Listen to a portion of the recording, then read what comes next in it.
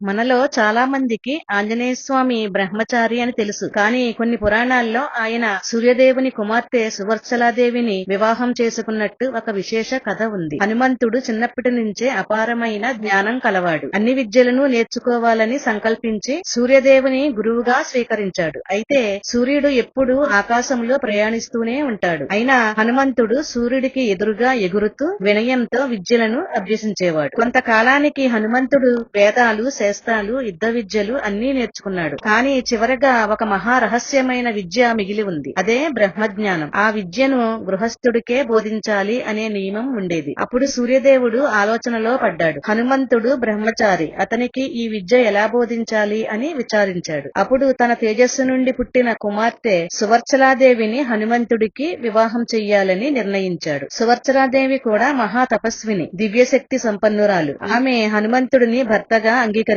వివాహం జరిగిన వెంటనే సూర్యదేవుడు హనుమంతుడికి ఆ పరమ జ్ఞానాన్ని ఉపదేశించాడు. అయితే ఈ వివాహం సాధారణ గృహస్థ జీవితంలా కాదు, జ్ఞానం కోసం ధర్మ నియమాన్ని పాటించడానికి జరిగిన దైవిక వివాహం అని పురాణాలు చెబుతున్నాయి. వివాహం తరువాత కూడా హనుమంతుడు బ్రహ్మచర్యాన్ని కొనసాగించి శ్రీరామ సేవకుడిగా నిలిచాడు. అందుకే కొన్ని ఆలయాల్లో ఆంజనేయ స్వామితో పాటు సువర్చలాదేవి విగ్రహాలు కూడా కనిపిస్తాయి. ఈ కథ మనకు జ్ఞానం కోసం చేసిన త్యాగం, గురుభక్తి ఎంత గొప్పవో తెలియజేస్తుంది. ఇలాంటి వీడియోల కోసం మా ఛానల్ ను సబ్స్క్రైబ్ చేయండి, లైక్ చేయండి, షేర్ చేయండి.